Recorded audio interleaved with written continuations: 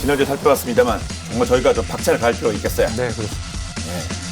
밀리터리 사이언스의 신비한 만남 본게임. 오늘도 본영으로 곧장 진격해보도록 하겠습니다. 안녕하세요. 저희는 본게임 2의 MFG입니다.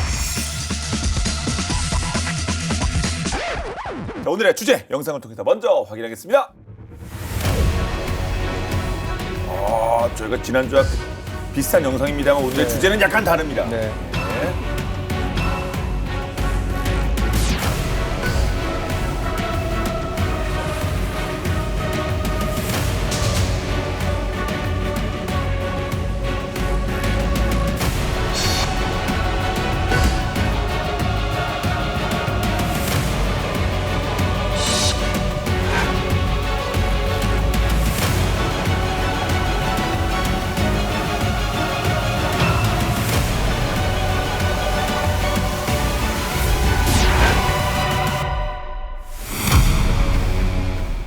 자, 요격이 불가능하다고 해서 게임 체인저로 불리는 극초음속 미사일이 최근에 격추했다는 소식이 들렸습니다. 저희는 솔직히 불가능하다고 하지 않았습니다. 네, 그럼 극초음속 무기의 신화. 그러면 격추당하면 이거 그 엄청난 신화가 깨지는 겁니까? 국정성 미사일이 누구는 개발 중이다.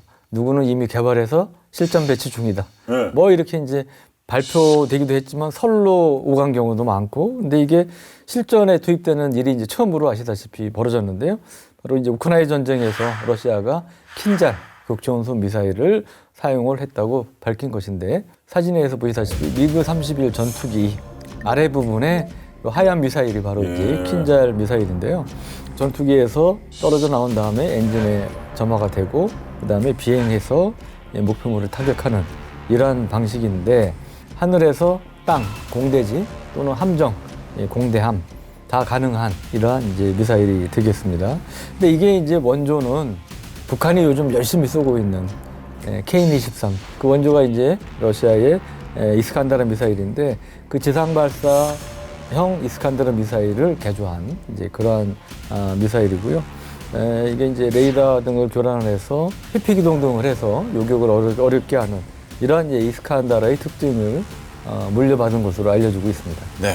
정말 불가능하다는 얘기가 나올 정도 어렵다는 그 극초음속 미사일 요격, 우크라이나가 도대체 어떻게 한 겁니까? 러시아가 극초음속 미사일을 최초로 실전 투입한 나라로 기록이 됐다면, 네. 우크라이나는 바로 그 극초음속 미사일을 최초로 요격한 나라로 역사에 남게 됐는데, 딱 패트리엇 미사일이죠. 역시 또 네. 미국의 지원이 있었군요. 예, 지난 3월에 러시아가 킨자를 활용해서 우크라이나 이제 공습에 나서게 됐고요. 4월 말에 미국과 독일에서 패트리엇 미사일을 인도를 해줬습니다. 그 덕분에 첨단 미사일 방어력을 이제 갑자기 일부나마 갖추게 된 이 우크라이나였고요. 패트리엇의 체계 사용법을 표준 훈련을 하면은 1년 정도 걸리는데, 그거보다 짧은 몇 개월 만에 속성으로 그렇게 숙달을 했다고 해요. 그리고 5월 달에 수도 키이우 상공으로 날아온 킨자를 패트리엇 미사일로 이제 파괴했다는 우크라이나 공군의 발표가 있었습니다. 네. 미국 국방부 대변인 또한 이 발표가 사실이라고 확인을 해줬고요. 근데 관계자들에 따르면 이 킨자 격추를 위해서 패트리엇 미사일이 여러 각도에서 발사가 된 것 같다. 그래서 이제 보면은 우크라이나가 빠르게 패트리엇 사용법에 능숙해졌고, 그 결과로 킨자를 격추하는 쾌거를 올린 것으로 보여집니다. 예. 패트리엇은 저희가 뭐 예전부터 들어봤는데 킨자는 사실 진짜 게임 체인저, 요격하기 어려울 것 같은데 그건 또 어떻게 가능했을까요? 우리가 이제 패트리엇 미사일 자체도 그 자체는 사실 아주 최신 무기는 아니잖아요. 엄청 된 거 아닙니까? 우리가 이제 91년 걸프전 때 스타 무기 아닙니까? 예, 스타, 제가 그러니까 신입생 때 91 이제 91학번이거든요. 예. 근데 91년이 몇 년 전이에요. 그러니까 벌써 30년 전 얘기인데, 80년대에 개발해서 배치한 그런 미사일이고, 걸프전 때 실전에 이제 처음으로 본격적으로 투입이 돼서, 그 당시로는 이제 이게 날아오는 미사일로 맞추는 것은 날아오는 총탄으로 맞추는 것과 마찬가지다, 이런 유명한 비유가 있었잖아요. 그래서 그런 이제 미사일로 각광을 받았는데, 실제로는 이제 명중률이 아주 높지는 않았죠. 40년 가까이 이제 꾸준히 개량이 되면서 초기 버전하고 비교해 보면 비교가 안 될 정도로 이제 성능 개량이 많이 향상이 됐고요. 그래서 이제는 뭐 극초음속 미사일 요격에까지 성공했다. 물론 이게 진짜 본격적인 극초음속 미사일이냐는 좀 따져볼 부분이 있지만 그래도 여하튼 요격이 성공한 이제 그러한 존재가 됐는데요. 우크라이나에서도 키우에서 네. 야간에 이제 벌어진 장면인데 실전 상황인데 러시아가 키우에 미사일을 무려 18발을 쐈다고 그래요. 순항 미사일이 9발, 지대지 미사일이 3발이었고 나머지가 이제 극점성 미사일인 킨잘이었단 말이에요. 그러니까 6발이나 이제 킨잘을 쐈던 것인데 당시에 패트리어트 미사일의 레이더는 200km 정도 떨어진 거리에서 마하 6 이상의 속도로 날고 있던 킨잘 6기를 포착을 했고요. 이를 모두 요격하는 데 성공했다는 것이죠. 그러니까 그 전에 이제 패트리어트가 키우 상공에 날아온 킨잘을 이제 요격을 한 적은 있는데 이렇게 한꺼번에 여러 발을 요격한 것은 이제 처음이라고 합니다. 예. 진짜 80년대 개발되고 뭐 91년에 저기 뭐 걸프전 때도 보고 완전 이거 패트리어트 좀 오래된 거 아닌가 구형복인데 그게 아니라 완전 재발견 아닙니까? 전문가들이 킨잘 이 요격에 대해서 분석한 자료를 보면은 극초음속 미사일에도 약점이 좀 있다고 해요. 예.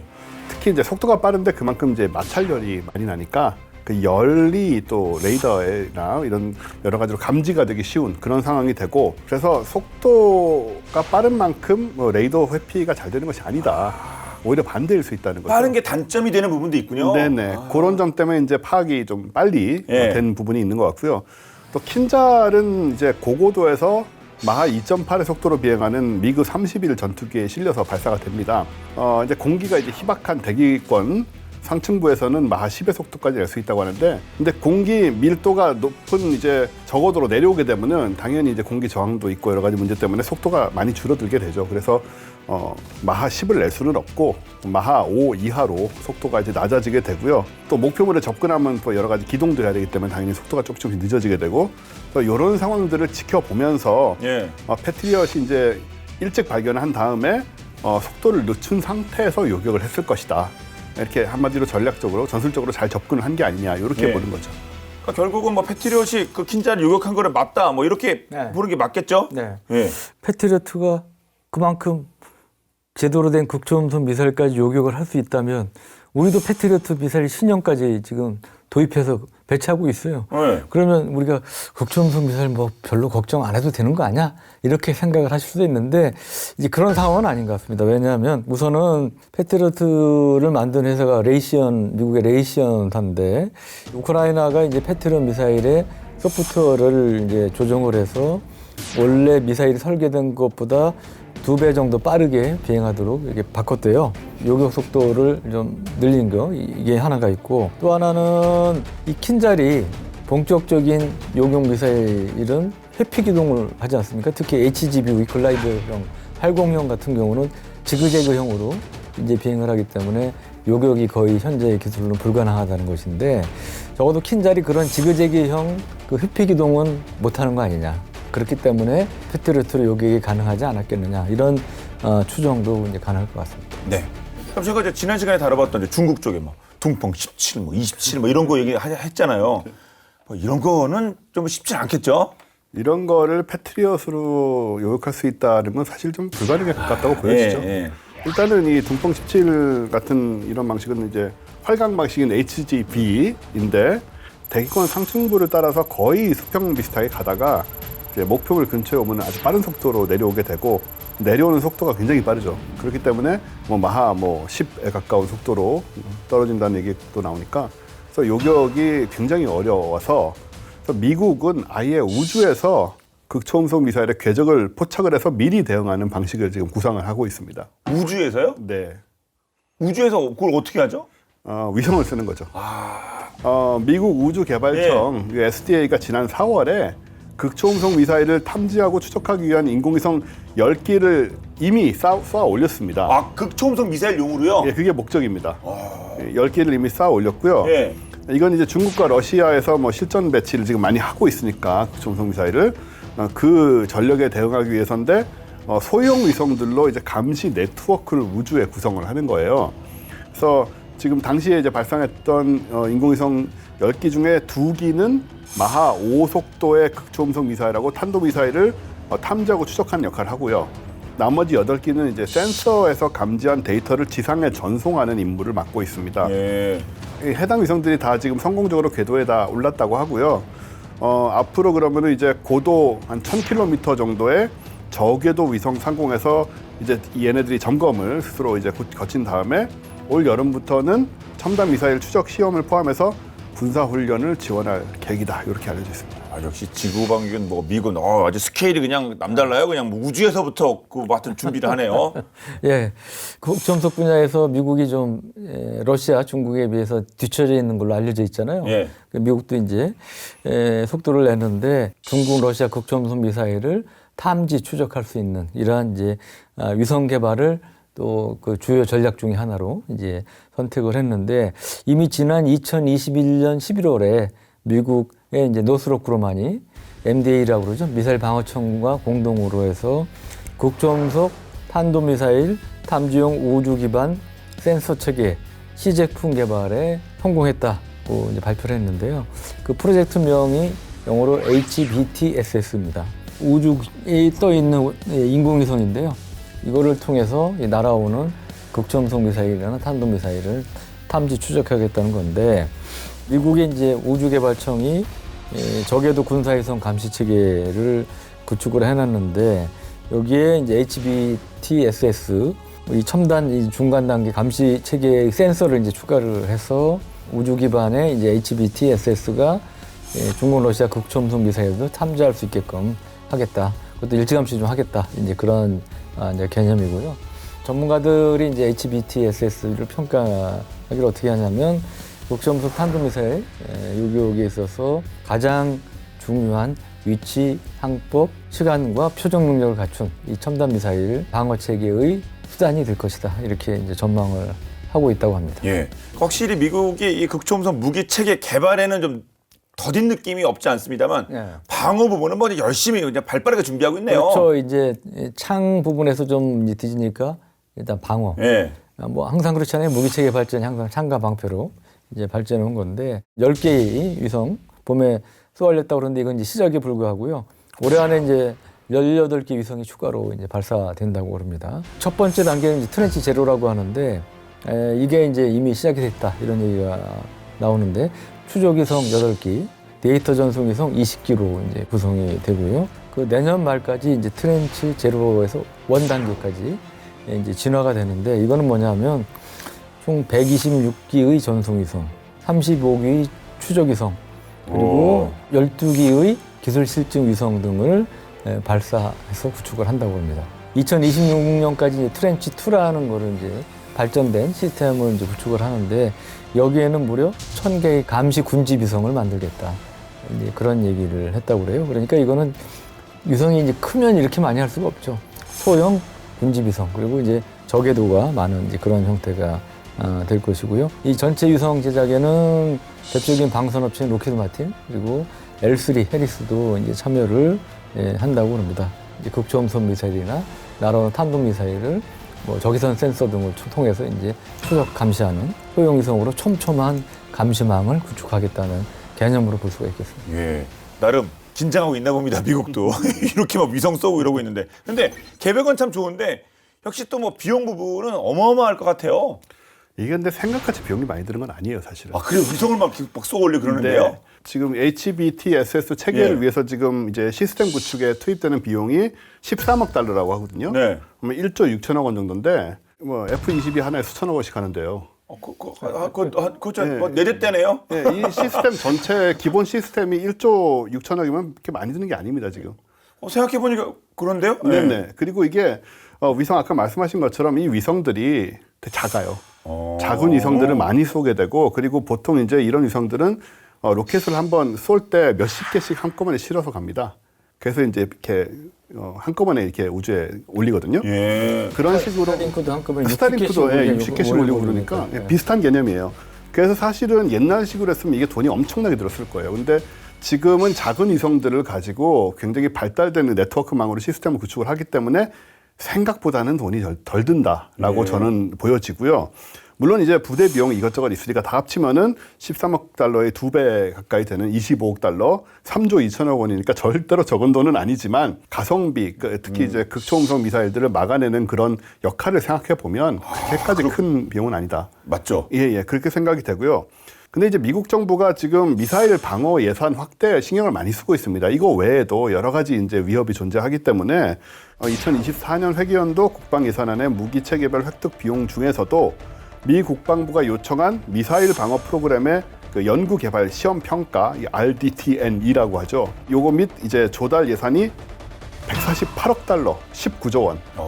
이 중에서 이제 또 HBTSS 시제품을 또 쏘아 올려가지고 우주에서 성능 검증과 시험을 위한 예산이 6,900만 달러를 했는데 이제 902억 원이니까 역시 이것도 그렇게 많이 드는 건 아니에요. 아, 그러네요. 예, 그래서 예. 미국 정부가 지금 뭐 여러 가지 미사일 위협에 굉장히 많은 돈을 쓰고 있는데 사실은 이제 HBTSS 체계는 가성비가 괜찮다 이렇게 볼 수 있을 예. 것 같아요. 그런데 그런 거 첨단 미사일 방어 체제 역시 뭐 꽃은 패트리어트처럼 가서 그냥 하드킬이라고 하는 그냥 때려버리는 예, 그게 필요하지 않겠습니까? 그렇죠. 당연히 이제 요격체가 필요하고요. 예. 당연히 이제 미국이 그걸 개발할 계획을 갖고 있는데 지금 일단 얘기 나오는 건 이제 극초음속 활공체를 대상으로 한 이제 극초음속 요격체를 개발을 하고 있는데 활공 단계 요격체 이제 GPI라고 그러는데 이 장거리에서 이제 극초음속 활공체 HGV를 요격할 수 있는 그런 시스템인데 미국의 이제 레이시온하고 노스롭 그루만이 경쟁을 지금 하고 있다고 합니다. 사실은 요격체보다 더 중요한 건 뭘 때리려면 그게 어디 있는지 알아야 되지 않습니까? 그렇죠. 파악을 해야겠죠. 네. 예. 그러니까 탐지가 되고 추적이 돼야 되는 거예요. 그래야 제대로 때릴 수 있는 거 아닙니까? 물론이죠. 그래서 탐지 추적을 위한 조기용 시스템이 우선 중요하죠. 그래서 이 GPI는 아까 말씀드린 HBTSS 시스템을 이제 활용할 예정이라고 합니다. 예. 결국 또 미국 건 얘기를 들어보면은 뭐 저 규모가 거대하긴 한데 다 뭐 그래 계획이 있긴 있는 것 같아요. 네. 이제 미국은 이제 그 외에 미사일 방어국이 지속적인 이 적외선 센서를 동원을 해서 극초음속 미사일을 추적하는 이러한 이제 방안도 추진하고 있는데 OPIR이라고 그래요. 그러니까 오버헤드 퍼시스턴트 인프라레드 야구인데요. 해군 쪽에서는 또 이 에너지 무기, 레이저 무기라든지 마이크로웨이브라든지 이런 것들로 이제 전자장비를 교란하는 이제 그런 것도 지금 연구를 하고 있다고 합니다. 미국의 이제 대표적인 싱크탱크 중에 하나인 이제 CSIS가 분석한 바에 따르면 미국이 극초음속 무기를 개발하고 방어체계 빈틈을 메울 때까지 지향성 에너지 무기체계 등이 상대적으로 가성비 있는 극초음속 미사일에 대한 요격체계로 역할을 할 것이다. 이제 이런 평가를 했다고 하네요. 예. 그 위성, 뭐 레이저, 적외선, 뭐 마이크로웨이브. 와, 미국 진짜 방어 관련해서 진짜 진심입니다. 네. 그리고 하나 더 있습니다. 또 있어요? 네. 미국의 유명한 방산업체인 로키드 마틴이 만들었던 괴물 고공정찰기 프라모델러들의 꿈 예. SR-71. 엄청 빠른 비행기 그거 아닙니까? 네, 그거? 마 3.3을 낸다는 블랙버드. 예. 그 생긴 것부터가 이미 포스가 장난이 아니고요. 이걸 만들려면은 반드시 무광 검정으로 칠을 해야 됩니다. 그 반사되지 않는 검색으로. 그렇죠. 그 반짝반짝 광나면요 그렇지 않습니까? 그게. 네. 어려서 근데 그 무광 검정 색이 없어가지고. 예. 예, 어쨌든 인류가 만든 뭐 가장 빠른 뭐 항공기라는 식으로 얘기를 예. 할 정도로 유명한데요. 이 로키드 마틴이 이 SR-71의 후속 모델인 SR-72를 개발 중이라고 해요. 그래요? 예, 이것도 이름도 재밌죠. 보통 SR-71 다음 기종이라고 72라고 붙이진 않잖아요. 그래 잘. 80일 정도 해야 되는 거 아닙니까? 좀 시간이 지났는데 지금 막 예. 역시 이제 이 정체는 극초음속 정찰기가 되는 거죠. 이미 지난 2013년에 미 공군에 이제 제안이 됐었고요.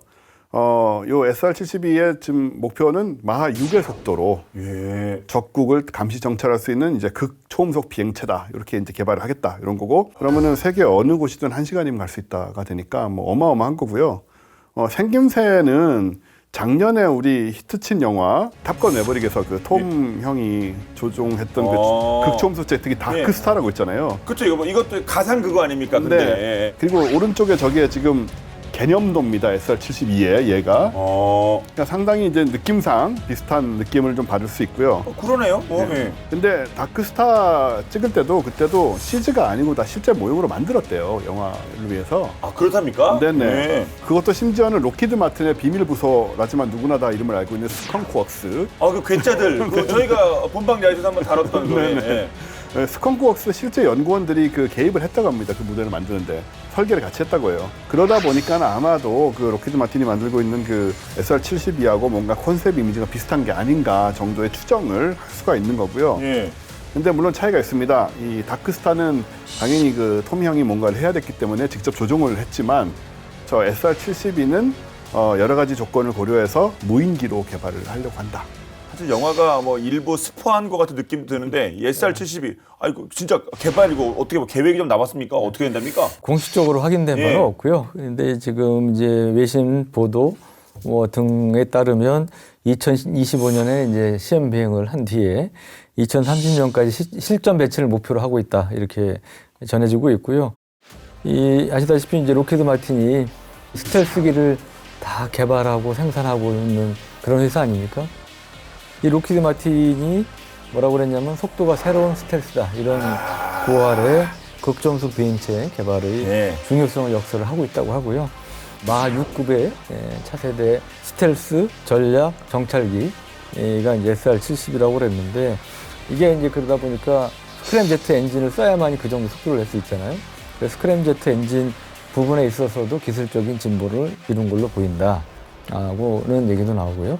또 이게 엄청나게 빠른 속도로 가니까 동체 표면 온도가 2000도 가까이 오를 정도로 엄청나게 오른다고 합니다. 그래서 이거를 견뎌내기 위해서 탄소, 세라믹, 금속 등을 혼합한 고강도 내화성 복합 재료로 이 SR-72 동체를 제작할 것으로 알려지고 있습니다. 예. 말씀 들어보면 진짜 극청속 무기라고 하는 게 게임 체인저가 되긴 되려나 봐요. 좀 엄청나게 긴장하면서 뭐 방어애를 쓰네요. 네, 그렇죠. 지난 시간에 이제 이란이 극초음속 미사일인 파타흐 예. 요걸 이제 공개를 했다고 모형을 공개했다고 이제 말씀드렸는데 이런 위협을 막기 위해서 이스라엘이 나섰죠. 아이언돔 개발업체로 유명했던 라파엘사가 극초음속 미사일 요격 시스템을 좀 개발 중이라고 밝혔습니다. 지난 6월 14일에 라파엘사가 극초음속 미사일 방어 시스템인 스카이소닉 개발 사실을 공개를 했습니다. 보통 이제 현존하는 대부분의 방공 시스템은 이제 고도 20km 이내에서 또 탄도미사일 방어망은 지구 대기권 밖인 70km 상공에서 목표물을 요격을 하게 되는데 스카이소닉은 극초음속 미사일이 이제 기존 방공망의 요격을 피하기 위해서 기동을 하는 그 사이 고도 20에서 70km 사이에서 요격을 하도록 예. 설계가 되어 있고요. 특출한 기동 능력과 속도를 낼 수 있는 이 스카이소닉으로 음속의 5배 이상 속도의 극초음속 미사일을 효과적으로 무력화할 수 있다라고 주장을 했는데요. 근데 개발이 불과 3년 전에 시작됐기 때문에 아직 뭐 끝난 것이 아니고 요격 시험도 하지 않았고 그래서 과연 언제 이게 실전 배치가 될 수 있는지는 상당히 요원하지만 그럼에도 불구하고 이 라파엘사가 그동안 뭐 아이언돔이라던가 뭐 다윗의 돌팔매 이런 미사일 방어 시스템의 경험이 있기 때문에 개발 성공을 지금 뭐 장담을 하고 있는 상황이죠. 예. 자, 쫓고 쫓기고 쏘고 맞고 찾고 숨기고 무기의 세계는 끝없는 공격과 방어 연속인데요. 장기화되고 있는 우러전 역시 마찬가지인 것 같습니다. 그런 와중에 러시아군과 비교해서 전력이 열세인 우크라이나가 반전을 꾀할 묘책을 마련해서 러시아를 제대로 골탕 먹였다고 하는데 어떤 전술일지 본방 자사에서 살펴보겠습니다.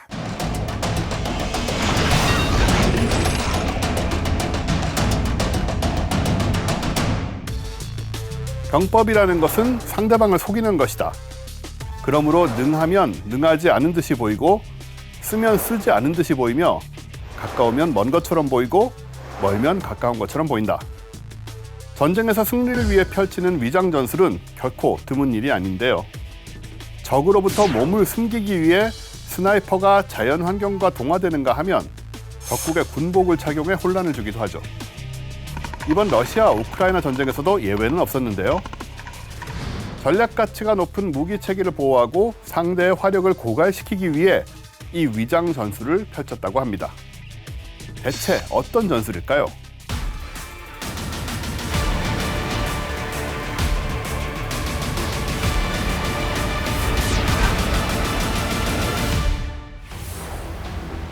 러시아가 우크라이나를 침공한 지도 1년 6개월이 지났는데요. 계속되는 소모전에 우크라이나는 새로운 카드를 꺼냅니다. 바로 미국으로부터 지원받은 첨단 무기인 하이마스를 전장에 배치한 건데요. 하이마스는 다연장 로켓인 MLRS에서 파생된 무기로 최대 사거리 84km에 달하는데요. 장거리 정밀 타격과 치고 빠지는 전술에 적합해 게임 체인저로 불리고 있죠.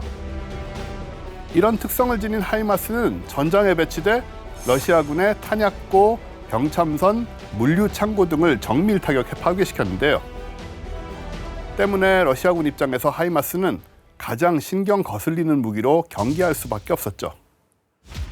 전장에 배치된 하이마스를 제거하기 위해 러시아는 안 그래도 부족한 미사일을 동원해가며 발사, 거슬리는 무기였던 하이마스를 타격하는 데 성공합니다. 그 사실이 어찌나 기뻤던지 러시아가 하이마스를 포함해 서방이 지원한 로켓 시스템을 성공적으로 타격했다 자랑하기까지 하는데요. 이에 미 국방부 관계자는 의미심장한 말을 남깁니다. 러시아의 자랑은 사실이 아닐 가능성이 크다. 미국이 제공한 하이마스는 모두 무사하기 때문이다. 이게 대체 어떻게 된 일일까요? 러시아의 대통령 블라디미르 푸틴은 군병력을 13만 7천 명 증강하는 법령에 사인을 하며 전쟁 지속 의지를 과시했는데요. 이에 우크라이나는 강력한 적인 러시아에 맞서기 위해 온갖 전략을 동원할 수밖에 없는 현실이었죠. 그래서 생각한 게 바로 위장 전술이었습니다. 가짜 무기로 러시아의 공격을 유도해 그들이 가지고 있는 미사일을 소진시키기로 하는데요. 그렇게 해서 하이마스 짝퉁, 나무 모형 하이마스가 탄생했죠. 사실 우크라이나가 이러한 미끼 전략을 구상한 건 이번이 처음은 아닌데요. 전쟁 초기 우크라이나는 군복을 입고 대공 미사일을 든 허수아비 병사나 장갑 차량으로 위장한 승용차를 활용했지만 큰 효과를 얻지는 못했습니다. 하지만 혹시나 하는 마음에 재도전, 수많은 걱정과 우려와 달리 가짜 하이마스 작전은 보란듯 성공하는데요. 러시아가 나무로 만든 하이마스를 실제 무기로 인식해 최소 10발의 칼리브르 순항 미사일을 발사시키게 만들었죠. 아니 그런데 어떻게 진짜 하이마스랑 나무로 만든 하이마스를 구별 못할 수 있지? 싶으실 거예요. 통상 러시아는 정찰 드론을 이용해 우크라이나군의 무기 위치를 파악한 후 이를 흑해 함대에 알려주면 함정에서 순항 미사일을 발사하는데요. 문제는 바로 러시아 정찰 드론에 장착된 일본제 상용 디지털 카메라 성능상 모형과 실제 하이마스를 분간할 수 없다는 점이었죠. 이 때문에 러시아는 우크라이나가 나무로 만든 하이마스 모형을 타격하기 위해 값비싼 미사일을 낭비했던 겁니다. 이 전략을 통해 러시아의 무기고를 축낼 수 있었고 러시아군이 하이마스의 사거리를 의식해 무기고를 전선에서 후방으로 배치하게 만드는 등 전략적 이점을 취할 수 있었죠. 사실 이런 가짜 무기로 적을 속이는 위장 전술은 동서양을 막론하고 오래전부터 사용돼 왔는데요.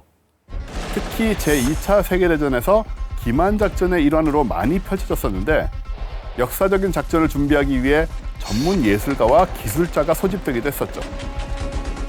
보통은 나무를 사용해 모형 전차를 제작하지만 전쟁 중 목재가 부족해지자 사암 절벽을 깎아 전차를 조각하기도 하고 고무풍선으로 만든 모형으로 속임수 작전을 펼치기도 했죠. 위장 전술이 과거뿐만 아니라 현대전에서도 각광받고 있다 뒷받침해주는 사례도 있습니다.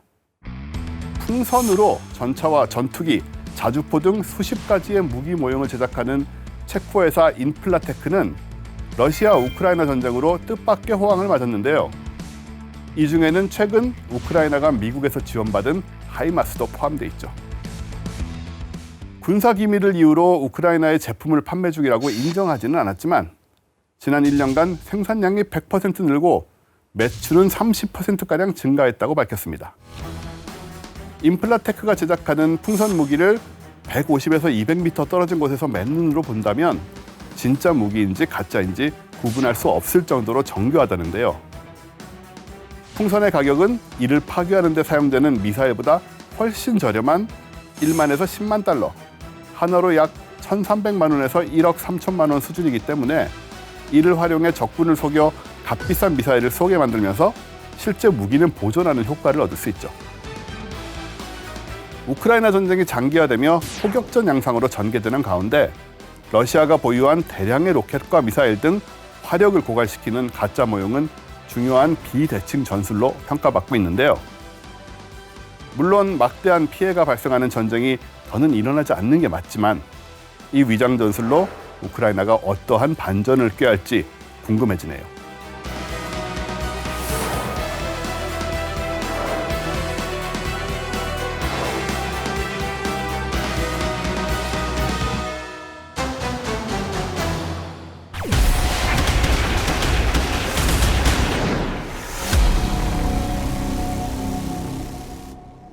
자, 우크라이나는 자국 방어를 위해 가짜 무기까지 이렇게 동원하고 있는 와중에 미국과 이스라엘도 각자 나름의 이유가 있어서 극초음속 미사일 방어에 애를 쓰고 있는데요.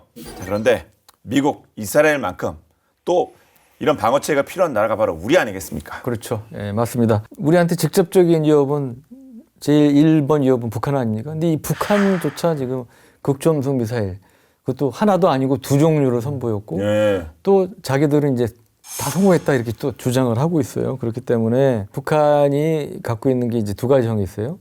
하나는 화성 8형이라고 그래서 이게 이제 전형적인 HGV입니다. 이게 작년 1월 11일에 1000km 떨어진 목표물을 타격하는 성공했다 이렇게 이제 주장을 했고요. 북한 발표대로 이게 극초음속 미사일이라고 가정을 하면 비행거리 600km까지 마하 10의 속도로 비행한 것으로 이렇게 파악이 됐습니다.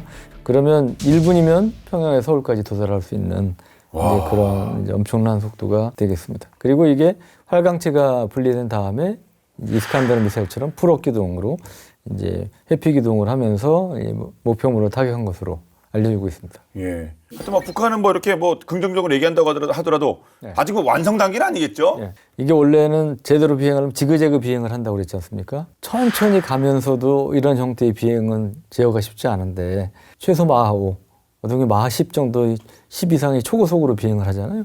그 상태에서 각도를 0.1도만 조금만 잘못 틀어도 어떻게 되겠습니까? 뭐 엉뚱한 데로 가는 거 아닙니까? 완전히 이제 목표물을 크게 벗어나서 예. 그러니까 굉장히 이 정밀한 자세 제어가 필요한 거죠. 지상에서 낮은 고도를 비행할수록 공기 저항도 클 거 아닙니까? 그래서 이 상당히 고도의 기술을 말 그대로 요하는 이러한 것인데 북한이 그럼 과연 이런 기술까지 있느냐? 그거는 솔직히 회의적이죠. 예. 네, 그거는 이제 거기까지는 아직 아닌 것 같다. 이런 의견이 이제 다수설이고요, 많고요. 풀업 기동 못지않은 회피 기동을 하긴 한 것 같습니다. 근데 어떤 기동이냐면 선회 기동이라는 거예요. 선회? 예, 그러니까 위아래가 아니고 좌우로. 좌우로 이렇게 뺑 커브를 돌면서 비행을 했다는 거죠. 예. 그래서 미사일이 돌아오면 어떻게 되겠습니까? 갑자기 오다가 이렇게 옆으로 틀면 이게 여기로 갈지, 여기로 올지, 이쪽으로 올지 잘 모르잖아요. 예. 예측이 어렵죠. 그러니까 예측이 어렵다는 건 요격이 그만큼 어렵다는 얘기고요.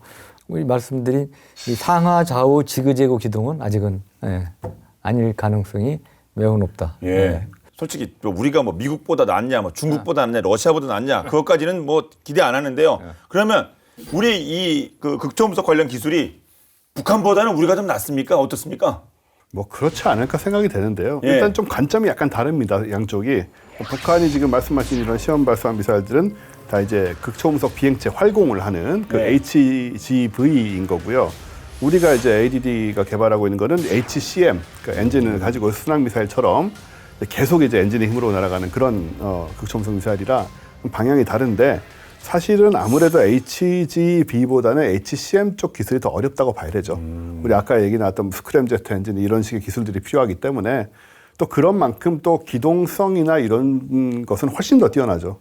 아까 뭐 글라이더 같이 내려올 때는 아무래도 이제 그 추력이 없는 상태에서 내려오는 거다 보니까 예. 이 선회를 하거나 이럴 때 뭐 다소간의 부담이 있을 수 있어요. 근데 이 엔진을 이 추력으로 움직이는 경우에는 엔진의 추력을 통해서 얼마든지 속도라든가 방향을 바꿀 수가 있기 때문에 아주 쉽게 조정이 가능하거든요. 예. 그러니까 그런 점에서 우리 쪽에서 그 조금 다른 분야긴 하지만은 조금 더 어려운 기술에 도전을 하고 있고 그 우리 쪽이 더 좀 효율적으로 접근하고 있는 게 아닌가 생각이 되고요. 그럼에도 불구하고 북한의 미사일 위협이 너무나 여러 각도로 존재를 하다 보니까 계속 이제 한 발씩 앞서 나가야 되는 그런 상황은 계속 이어지는 것 같아요. 그렇습니다. 그러니까 뭐 군당뿐만 아니라 우리 뭐 전 국민의 관심이 필요할 것도 같은데요. 그러니까 미국도 뭐 공격, 그 방어 뭐 둘 다 준비를 하고 있는데 우리 쪽 극초음속 무기에 대한 이 방어 체계 이 부분은 어떻습니까?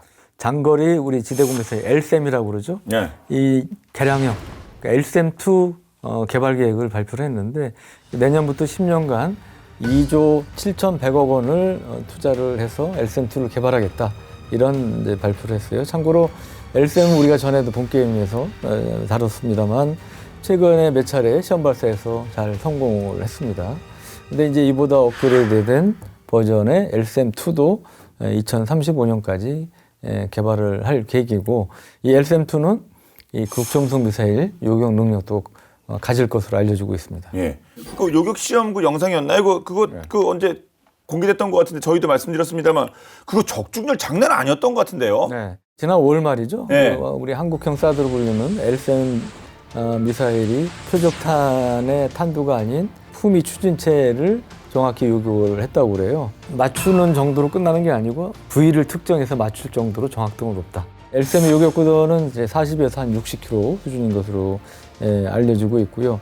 이 고도에서는 날아오는 미사일의 경우는 명령을 시킬 수 있다. 이렇게 군에서는 강조를 하고 있습니다. 예. 그 말씀처럼 LSAM보다 업그레이드가 된 LSAM-2. 그러면 뭐 당연히 뭐 여러 가지만 해도 훨씬 더 좋아졌겠죠? 일단 뭐 LSAM-2는 요격 고도가 예. 70에서 150km로 훨씬 더 높아지게 되고요. 방어 범위는 3배나 넓어지게 됩니다. 예.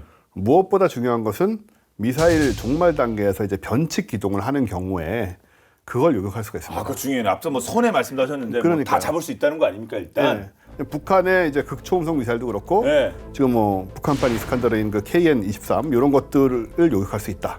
이런 점이 되게 중요한 부분이고요.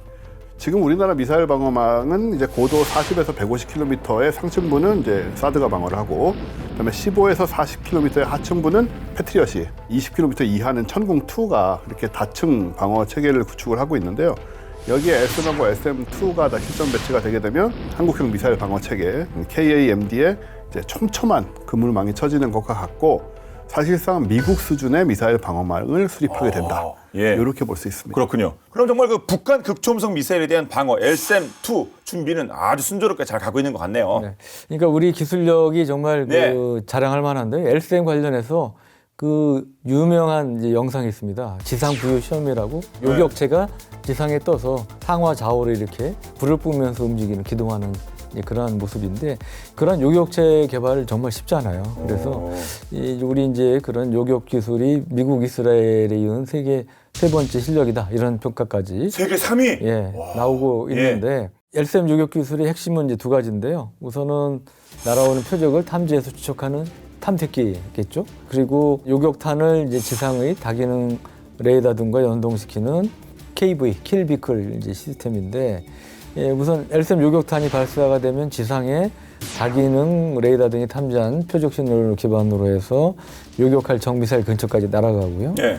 이 표적 미사일로부터 일정 거리에 접근하면 요격탄, 그 센서가 있습니다. 탐색기가 있는데 이걸로 이제 적 미사일을 자세히 식별해가면서 정밀 조준해서 추격 파괴한다는 것이죠. 그래서 이러한 정도의 탐색기, 그다음에 킬비클 시스템을 갖춘 나라는 아까 말씀드린 미국, 이스라엘 두 나라 정도라는 평가가 이제 나오고 있는 거죠. LSAM 자체가 대단한 기술인 것 같은데 지구상에 그런 기술이 있는 것도 신기한데 우리가 세계 세 번째다. 정말 자랑스럽습니다. LSAM-2 조금 더 이렇게 좀 자랑할 만한 내용 없습니까? 많죠. 예. 좀 풀어주세요. 그래야 예산도 좀 빵빵하게 우리가 막 국민의 관심도 일으키고 그런 거 아니겠습니까? LSAM-2 더 자랑 좀 해주세요. 일단 그 SM-2의 되게 중요한 점은 북한이 미사일 공격을 했을 때 2번 이상의 요격 기회를 만들 수 있다. One more time. 네, 그런 건데요. 기존의 LSAM은 탄두가 이제 떨어질 때 종말 단계에서 한 번만 타격을 할 수가 있는 시스템인데 예. SM-2는 낙타 전에 활공 단계에서 또 한 번 요격을 시도를 합니다. 그러니까는 한 번과 두 번의 차이는 크죠. 그럼요. 예. 다만 이제 이걸 하려면 활공 단계에서 이제 요격을 해야 되기 때문에 지금의 LSAM보다 당연히 더 뛰어난 성능을 가져야 되는 거죠. 그래서 추력 연소 시간도 더 길어야 되고 연비도 우수해야 되고 또 기동력, 선회력도 더 좋아야 되고요.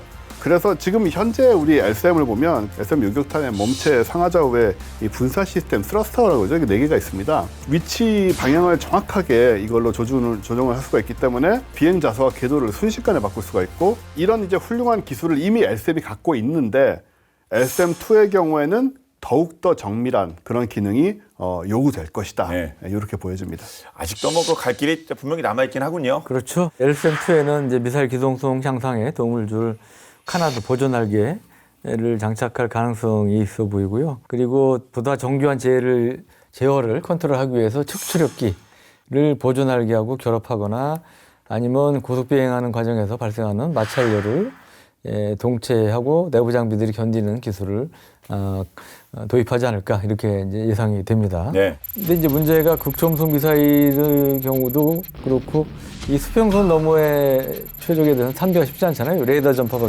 직진하니까. 그래서 우주 감시, 우주 기반 감시 센서라든지 중고도 무인기 등을 포함한 탐지 자산을 결합하는 이러한 방법도 이제 고려할 필요가 있을 것으로 보입니다. 그러니까 탐지에서 식별 그리고 요격으로 이어지는 미사일 방어 작전을 좀 더 효과적으로 효율적으로 추진할 필요가 있지 않나 생각이 됩니다. 네.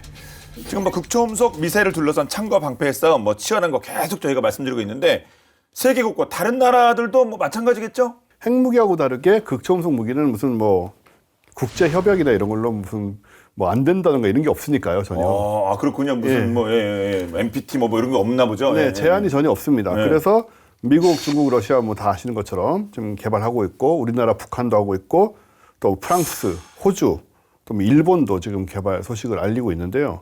일본 같은 경우에는 지금 2030년 설계 완료를 목표로 마하 5 이상의 속도를 내는 극초음속 미사일 개발 중이라고 합니다. 2019년에 일본 방위백서에 극초음속 미사일 개발 계획이 이제 처음으로 공개가 됐고, 그리고 작년 7월에 극초음속 미사일에 사용할 수 있는 이제 스크램젯 엔진 비행 시험을 실시하기로 했는데요. 근데 활공형보다는 이제 더 복잡한 방식이고 더 효과적이라고 얘기가 되곤 하는 그 HCM 쪽, 그 크루즈 계통 그쪽에 극초음속 미사일을 개발하려는 걸로 보여집니다. 이걸 보면. 근데 일본 방위장비청이 스크램젯 엔진 연구에 지금까지 18억 엔을 지원했다고 하는데요. 18억 엔이면 166억 원에 불과해서 이런 지원으로 과연 이게 사실이라면 이 정도 금액으로 과연 스크램젯 엔진이 연구가 가능한가라는 약간 의문이 생기긴 합니다. 진심인가? 그런 생각은 네. 알겠습니다. 뭐 그런 극초음속 미사일 개발 노력은 있고 반대로 또 방어 부분은 또 어떨까요? 그 이제 유럽에서는 스페인 등 7개국이 이제 주도하는 유럽 극초음속 방어 EU 하이데프라고 불리는 프로그램을 하고 있고요. 그다음에 유럽의 이제 유명한 미사일 제조업체죠, MBDA가 주도하는 아킬라 프로그램 등 2개 프로젝트가 이제 진행이 되고 있다고 하고요. 그리고 이제 미국처럼 우주 기반 전장 감시를 통해서 적시 경고 및 요격을 하기 위한 그런 프로그램도 진행을 하고 있는데 트위스터라고 그럽니다. TWISER. 일본도 이제 중국, 러시아, 북한의 이제 위협을 감시하기 위해서 위성 50개로 우주 기반 위성 감시 체계를 또 구축을 한다고 합니다. 앞서 말씀을 나눴던 미국의 이제 HBTSS하고 연동을 할 계획이라고 하고요. 지난번에도 우리 우주 이제 주제로 다루면서 앞으로 모든 전쟁은 우주에서 시작된다 이런 말씀을 다루고 그랬는데 그만큼 우주 자산들, 인공위성을 포함한 우주 자산들이 중요해지는 거죠. 상대방은 당연히 우주에 떠 있는 뭐 조기경보 위성이니 뭐 GPS 위성이니 뭐 이런 걸 최우선적으로 무력화하려고 그러지 않겠습니까? 우주에서 창과 방파의 대결이 벌어질 수밖에 없는 이런 상황이 되고 그래서 우주 안보 분야 또한 빠르게 발전할 것으로 보입니다. 예. 그러면 우주까지 포함해서 그러면 이 극초음속 미사일 방어가 그러면 어느 정도 뭐 완벽하게 뭐 가능하긴 한 건가요, 그럼? 뭐 계속 끊임없이 창과 방패의 연속이겠죠. 뭐 바이러스와 백신의 관계처럼. 해결 안 되겠네요. 얘기 드린 것처럼 결국 속도의 문제로 계속 가고 있기 때문에 네. 속도가 가장 빠른 것은 역시 레이저 빛이 아니겠습니까? 그래서 결국은 이제 레이저나 이런 것들이 앞으로 이제 극초음속 무기를 막기 위해서도 좀 더 발전의 박차를 가하게 되지 않을까? 뭐 이런 정도 상상은 좀 하게 되네요. 네, 알겠습니다. 극초음속 미사일을 둘러싸고 치열하게 펼쳐지고 있는 개발과 뭐 방어 그리고 창과 방패의 대결을 살펴본 시간이었습니다. 자, 끝으로 한 말씀씩 부탁드리겠습니다. 그런 생각이 듭니다. 오히려 뭐 핵이나 이런 것들은 물론 이제 위험하고 무섭고 뭐 핵 때문에 오히려 뭐 전쟁이 막아진다 이런 얘기도 있긴 한데 저는 이 빠른 무기들이 갖고 있는 전쟁 억지력이 있을 수 있다고 생각이 들어요. 너무나 빠르게 서로를 공격할 수 있는 수단은 모두가 갖고 있다라는 게 핵 억지력 비슷하게 속도의 억제력이라는 게 생길 수도 있다는 생각이 들고요. 그래서 물론 뭐 무기가 만들어지고 무기를 사용하고 이런 것들은 가급적 없어야겠지만 그런 의미에서 새로운 개념들, 이런 전략 관련된 새로운 방어 관련된 새로운 개념들이 이 속도와 연계돼서 뭐 제가 말씀드린 것뿐만 아니더라도 생겨나는 그런 시대가 아닌가 그렇게 좀 한번 생각을 해봤습니다. 네. 마침 주변 강국, 러시아, 중국 이런 데들이 극초음속에 또 가장 앞서가는 나라들 아닙니까? 일본에서도 극초음속 미사일 모형 갖다 놨고 멀지 않은 우리보다 빨리 사실은 극초음속 활공체 형태의 극초음속 미사일을 배치할 계획을 갖고 있습니다. 지금 그래서 개발하고 있는데 이러한 이제 북한뿐 아니고 주변 강국의 움직임 등 감안할 때 하여튼 우리도 극초음속 무기에 대한 노력이 상당히 필요하다. 여기는 당연히 창으로 볼 수 있는 미사일 외에 방패에 대한 방어 능력, 미국처럼 초소형 위성들을 활용한 이러한 이제 추적 감시망도 일부 부분적으로 구축할 필요도 있지 않나 싶고요. 미국처럼 전 세계를 상대할 필요는 없으니까요. 한반도 중심으로 해서 그래서 그런 노력들이 더 필요할 걸로 보입니다. 네. 자, 오늘 본 게임은 여기까지입니다. 본 게임은 북방TV 유튜브를 통해서 언제든지 시청할 수 있으니까요. 많은 활용 부탁드리겠습니다. 다음 수업 더 화끈한 내용으로 돌아오겠습니다. 지금까지 저희는 본 게임 지였습니다. 고맙습니다. 네. 근데 서로 그 말씀하신 것처럼 엄청 빨라가지고 못 막는 것들 그런 무기들 다 갖고 있으면 서로 오히려 서로 공격을 못하고 그러니까요. 항공모함 못 쓰고 그런 거 아닙니까? 핵목이 못 쓰고 있어요. 그러네. 공포의 균형이 이루어집니다. 그러니까 정말 이 기술이 개발이 돼서 오히려 평화가 유지되는 어떤 식으로든 뭐 평화는 유지를 해야 되니까요.